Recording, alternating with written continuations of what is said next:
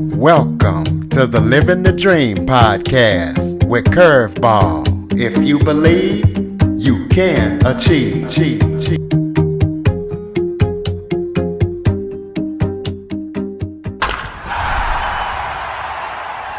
Welcome to the Living the Dream with Curveball podcast, a show where I interview guests that teach, motivate, and inspire. Today, I am joined by special guest David Matthew Barnes. David has written 15 novels, 7 short stories, 3 collections of poetry, and more than 60 stage plays that have been performed in 3 languages and 12 countries. In addition to David's writing career, David is also a director of marketing and communications. His literary work has appeared in 100 publications. David has an extensive bio, so we're going to be talking to him about that and how he got started in all this, as well as how he fits all this into a 24-hour day. So, David, thank you so much for joining me today. Thank you for having me. I appreciate it. Well, why don't you start off by giving everybody a little bit of background about yourself? Sure. I was born in, it sounds formal. I was born in a long time ago. I was born in Torrance, California to working class parents. My father was a police officer for many years. My mom had a great love for music and ended up creating her own underground hip hop R&B record label. So music and arts was always a big part of my growing up existence. I originally grew up in Northern California, spent a lot of time also in Chicago, my favorite city, and so forth. And now I live in Denver where I work in higher education. But yeah, I have 4 younger brothers. Got to give a shout out to the brothers.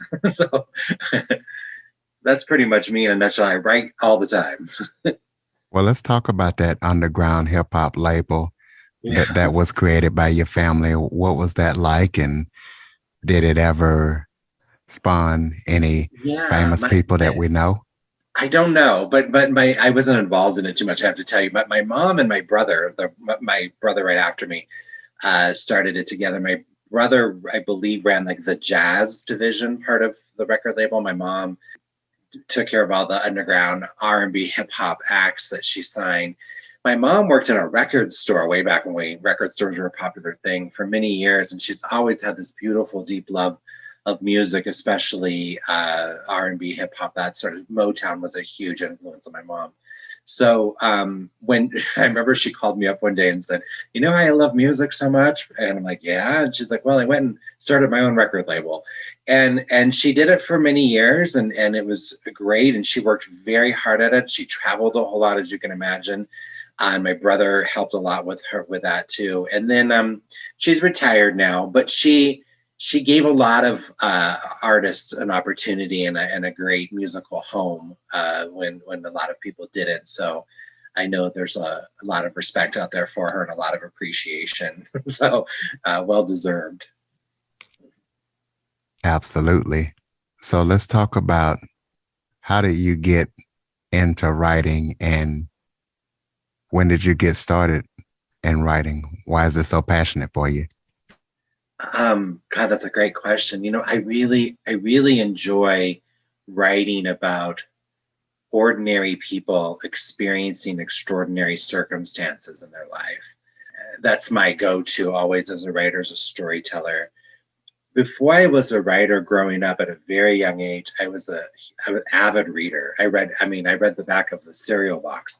I read everything I could get my hands on. I just loved words and language and the meaning behind them. I have my 2nd grade school teacher to thank because she asked all of us to write a short story for Halloween in my 2nd grade class. And I turned in a 5-page mini epic with a very emotionally complex female lead character. And she kept me after class and I thought I was in trouble. And so she called my mom and said, I think there's some writing potential here. And she really encouraged my mom to foster that. And she did. My mom, you know, being such an appreciator of all things creative. And so my mom, we didn't have a whole lot growing up, quite honestly. So my mom saved up and she got me a secondhand typewriter. and gave it to me. And I didn't know how to type, so I had to teach myself how to type it.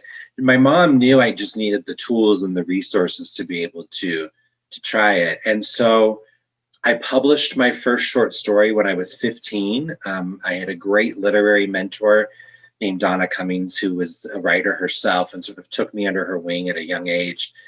And UC Berkeley published an anthology called Across the Generations. I lived in the Bay Area in California at the time when I was a teenager. And that's where my first piece was published. And shortly after that, I continued to publish more and more, and I've never looked back. And now 30 something years later, I been very, very fortunate along the way. It's been a great, very rewarding, challenging, certainly at times, journey. But you along the way, you recognize those who are helping you, and then when you get into a place to be able to pay that forward and return that, I think it's really important to do that, which I've certainly tried to do and continue to do. But the writing for me, I love the creative part of the writing. I love creating characters from scratch and just building their existence and finding out what makes the character work. Like what is it about? What's the spark about the character? What do they love? What do they hate? What do they have hidden underneath their bed that they don't want anybody to know about? Like, I just love all of the intricacies of discovering a character, which is why I write a lot of character-based fiction and stage plays and scripts and so forth. So I'm always drawn to people and their stories. And interestingly enough, like, I don't know if this happens to you, but like, I'll go into a grocery store and meet perfect strangers and they'll tell me their life story. So they're not aware that I'm a writer, but I'm drawn to stories and stories are drawn to me, if that makes any sense. So they find me, and then I figure out what are the ones worth retelling. So it's a great, fun, exciting life, I have to tell you. I'm very grateful for it. Well, I'm definitely drawn to stories. That's all I do on this podcast is get people's story. So let's talk about your story of writing more than 60 stage plays performed in 3 languages in 12 countries. Kind of tell us about those stage plays and what is it like to know that your stage plays have been performed in more than 12 countries? It's kind of surreal, I have to tell you. Like, sometimes not too long ago, a couple of my short plays were produced in Guam at a college in Guam, and because of the time difference, I'm asleep in Denver while the plays are being performed in Guam. And it's such a strange thing to think that your art is being produced and performed and presented in another place, another space, another culture, another language. But that's what art does. I think it just breaks through barriers and creates the universal connection that good art does. The plays, writing stage plays in theaters was and will always be my first love as a writer. I fell in love with theater at a very early age, more from a performing standpoint. But then when I got to college, I started to really look at the scripts. And I remember I was a student at a community college in Sacramento, and they were having a 1-act play festival, and they wanted student playwrights to submit their work. And I thought, well, I know what a play looks like. I've been an actor before. So I remember I went to the school library because I wanted to get the structure, the template of the play down correctly, because I'd never written one before. And so I tried my hand at it. I took a short story I'd written in high school, and it was called Are You All Right in There? And it's about a young girl she's in high school, and she goes to a party, a victory party after a football game at someone's house. And she locks herself in the bathroom, and she talks directly to the audience in the play. So she breaks the fourth wall and just talks about being a teenager and growing up and having a strained relationship with her mother and so forth. And I thought, well, I don't know if anything's going to come of this. So I wrote it, I turned it in, it got picked as one of the 3 plays. It was produced there at the college. As luck would have it, a man was in the audience who ran a theater company not too far away from where the college was. And he commissioned me to write an evening of short plays, which I did. I didn't have, honestly, I didn't have very many plays at that point in my life, my young life, but I wrote them. And it ran for 6 weeks, and then from there, just more opportunities came.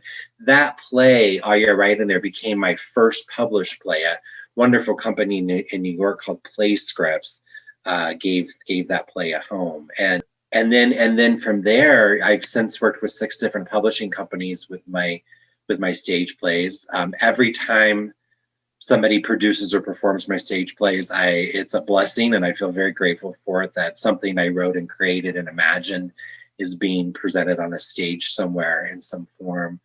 Theater is such an interesting form of art. It's live, it's there, it's happening, it's in the moment. And there's such a beauty to that and such an energy to that I really hope that I'm able to fill my words on the page with deep meaning translated to the stage. And I write a lot for women. I write a lot for, there's a lot of diversity and inclusion in my work. I write a lot for people who don't always see themselves on stage or hear their stories on stage. I think representation is everything. I think when audiences see a version of themselves on a stage, it can create a really palpable connection and a feeling of belonging and self and worth. So all of those things are very important when I'm writing plays. And I look to a lot of playwrights too that influence my work, both contemporary and no longer with us kind of playwrights, the legends, if you will. But Tennessee Williams is a huge influence on my work. I love his work a lot. Katori Hall, who's a phenomenal playwright, is a huge influence on my work as well. So yeah, and just the theater itself is just such a wonderful community globally of artists and storytellers. And what I love the most about theater and writing for the stage is the collaborative spirit of theater, that you bring in actors and designers and a director and everyone, and then you bring in the audience, and everybody has this shared experience, which is so unique to theater. It doesn't happen a lot in other art forms. So glad to be a part of it. I'm very, very glad. And yeah, many more new plays coming. So I'm working on one currently. So we'll see what happens. Well, let's talk about, you've also written 5 screenplays with an award-winning film. So talk about those screenplays as well as that award-winning film. Yeah, thank you for asking about those. I wrote it when I was way back when I was an undergraduate student in Chicago. I was a student at the theater school at DePaul University in Chicago. I didn't have a whole lot. I didn't have a whole lot of money, and I didn't have a computer of my own. So I wrote a full-length play in the computer lab at school because it was the only place I could write. And I wrote a full-length play called Frozen Stars about a young Latina Mexican-American young woman coming of age in a small town in California. And she's the first person in her family to graduate from high school, first person in her family to be accepted into college. And there's a tremendous amount of pressure on her to sort of live out the unfulfilled dreams of the people around her. The play was produced in a very small blink and you miss it theater. Like, I'm a kid you not, it was under the freeway underpass. That was where the theater was that this play was produced. And there was about 6 people in the audience, I think, every night. But one night, a wonderful woman named Belle Hernandez, actress and advocate and journalist and so forth from LA, happened to be in town for a film festival and came and saw our play, came and saw Frozen Stars. And she went back to Los Angeles and wrote about the play in a publication called Latin Heat, which is sort of like the Latin version of Variety in the entertainment industry. And 3 weeks later, I was in Miramax's office. I mean, it was crazy how that happened. And so Frozen Stars became my first film. I adapted the stage play into a screenplay. We worked with a subsidiary of Sony. It became an independent film, but we got great distribution thanks to Netflix DVD. Very appreciative to them. But my leading actress was Lana Parrilla, who went on to be the evil queen on ABC's Once Upon a Time and has had a great career. But it was her first film, my first film. I wasn't supposed to direct Frozen Stars, but the director that they had hired pulled out about 3 days before production and took another job. I don't remember where or what happened, but so the producers called me and said, "You've got to direct this movie because you're the only one who knows this story."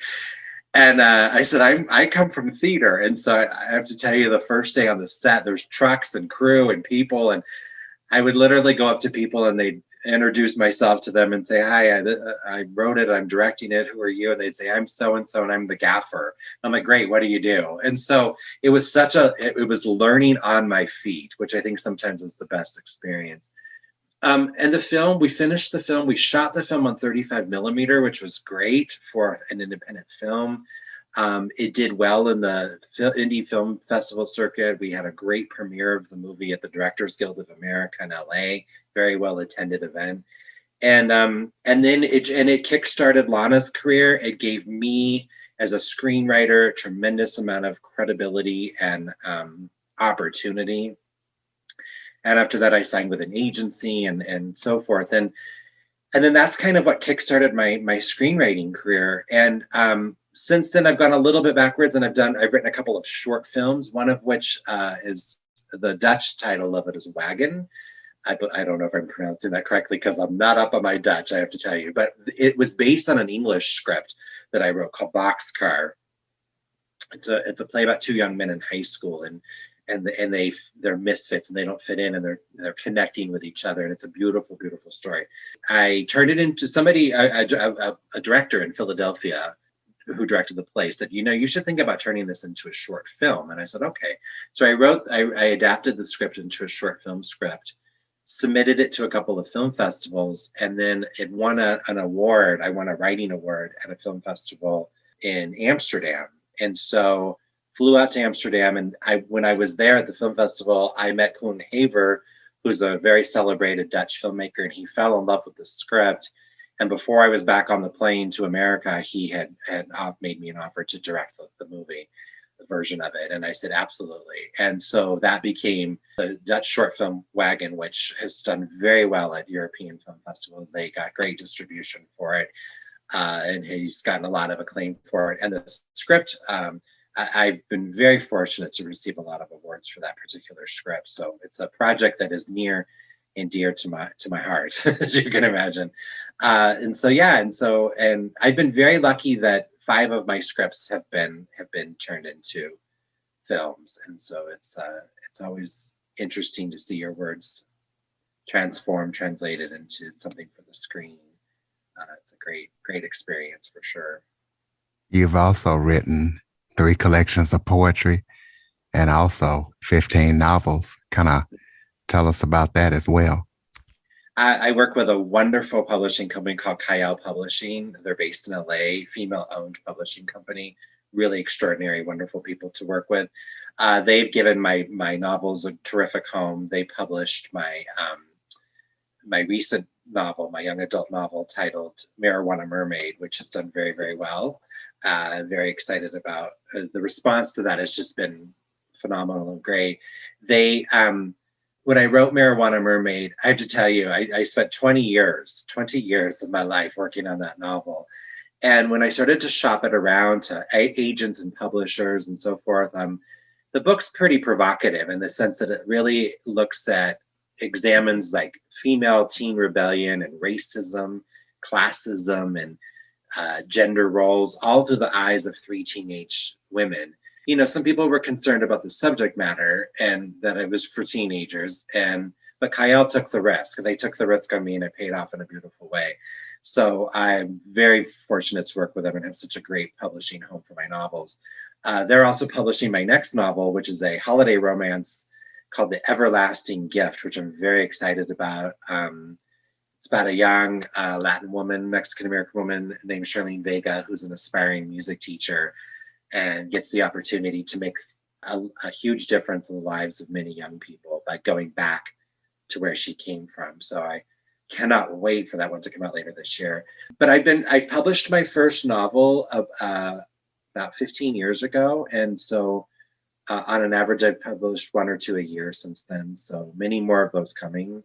Novels are tough, I have to tell you. I think out of all, because I write, as you said, I write in different forms. Not to say that one form is necessarily easier than the other, but novels are very time consuming. And so, and they take so much focus and a lot of energy. I always feel like I feel such a sense of relief and accomplishment when a novel's done, but I also feel exhausted. Like quite honestly, like emotionally, physically, like when you finish writing a novel, you're just spent, all of your energy. It's all on the page. But yeah, and then the poetry, I've been writing poetry, gosh, since I was like 20, 21. I love poetry. I love reading poetry. Carolyn Forche, Langston Hughes, huge influences on my poetry.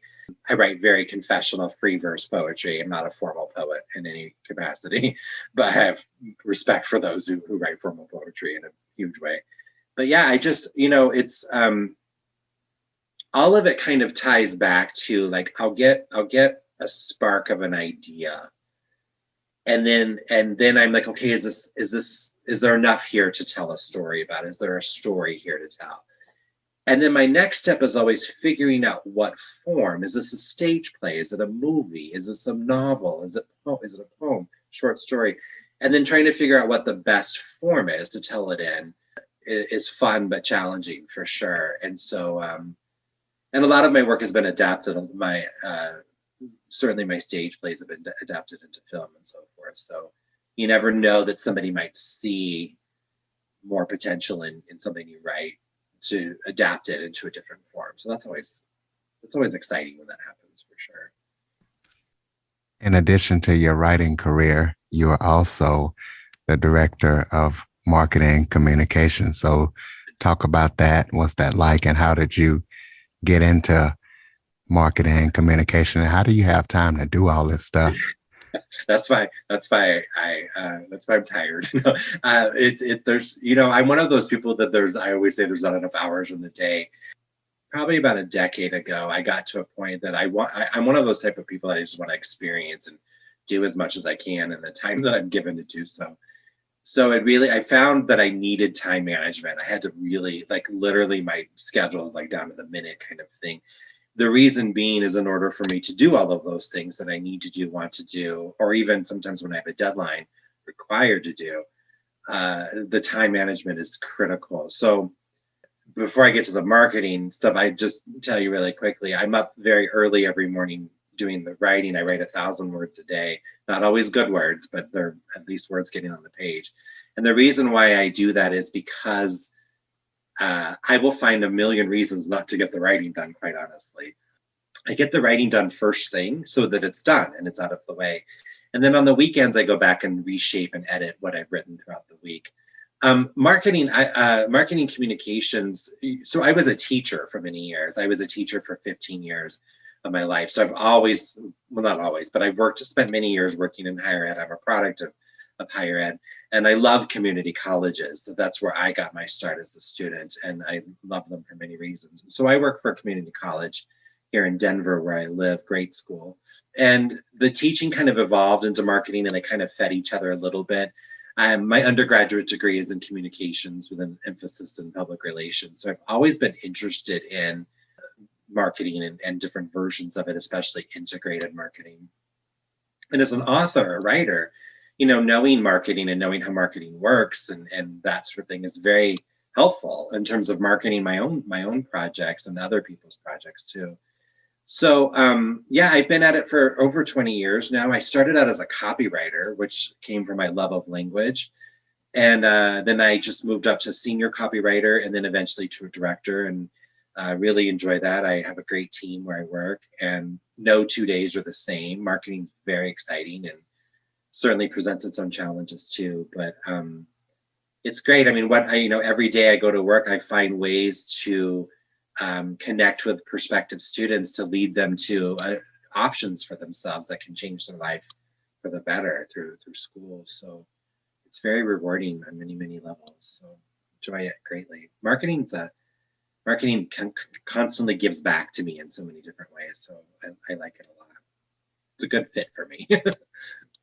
So let's talk about, I know you talked about you had a novel coming up. Let's talk about any upcoming projects or your upcoming projects that you are currently working on right now that people can expect. Yeah, thank you for that. That's very generous. The Everlasting Gift comes out later this year, Right now, I'm working on a horror thriller novel called Death Do Us Part. It is about a female serial killer who's obsessed with becoming a bride, and she targets unfaithful men and terrorizes them in very clever ways. So it's pretty dark, pretty scary, pretty spooky. Very excited about that. And then I'm also working on a dance-themed romance called Dance Break about a young girl, inner city girl, who's not girl, excuse me, inner city young woman who is about to change her entire life by taking a risk and entering a huge dance competition. So all about family, and she's recovering from the grief of the death of her mom and so forth. So Dance Break and Death Do Us Part are the two projects I'm working on right now. I'm also working on a new one-act play called I Bet She Has a Party to Go To. And it's about, takes place in a park, and a city park, and a group of women who are mothers who are there at the park, different ages and different lifestyles and so forth, become sort of obsessed and fascinated with this very free-spirited young woman. And they are envious of her freedom and what that entails, and that the choices that they've made in their lives to get married and have children and so forth, the ideal of freedom has changed for them as a result of that. And so they are sort of transferring all of that wanderlust onto this stranger that they don't know. So it's an interesting piece. It's very theatrical. It's told in scenes and monologues and so forth. It's a all female cast in the play. So very excited about that. That comes out later this year too. And I just had a book of poetry come out called Crimes of My Nature. And it has poems in it over the last 20 years of my career as a poet. So sort of like the greatest hits and sort of like a box set of poetry. But I handpicked all of those poems with my editor. I was really particular about what poems were going to go in that collection. It's very autobiographical. It's kind of like a poetic memoir in some ways. Pretty dark at times, but definitely uplifting and so forth too. But there's so much of me and my experiences in that particular collection. So, and it's doing well. So I'm always happy when people respond to anything I write. Talk about how people can check out your work, throw out your contact information, your social media links, any way people can get in touch with David Matthew Bowens. So best place to find me is on my website, which is dmatthewb.com. That's spelled DMATTHEW B.com. All my information is there. I am on almost all social media channels, including LinkedIn.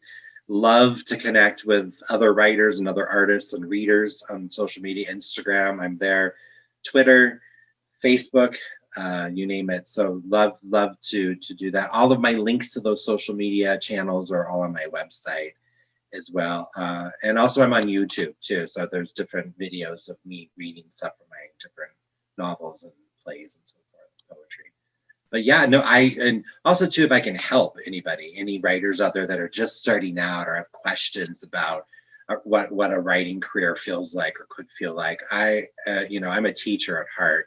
So I'm always happy to, in any way I can, uplift people to the next level, because certainly people have done that for me. So please, if that's you and you have questions about, taking your writing to the next step, I always encourage people to reach out, because I will always make time to help. You have any final thoughts before we close it out? Well, yeah, I just want to tell everybody to, for the aspiring writers out there, just to write with no fear, to tell your story. Everybody out there has their own story to tell, and only you can tell that story. So I just want to encourage everybody to share their story whenever possible, because we need everyone's stories out there, and just to continue to be good to yourselves and to each other, because we need that right now a whole lot. And thank you to you for having me on. I appreciate it. It's such a great opportunity to talk with you and share all that I do. Well, I appreciate you for taking time out of your busy schedule to come on. Listeners, please be sure to follow, rate, review, and share after listening. And Android listeners, go to the Google Play Store, type in Living the Dream with Curveball, and download the podcast app. For more information on the Living the Dream podcast, visit www.djcurveball.com.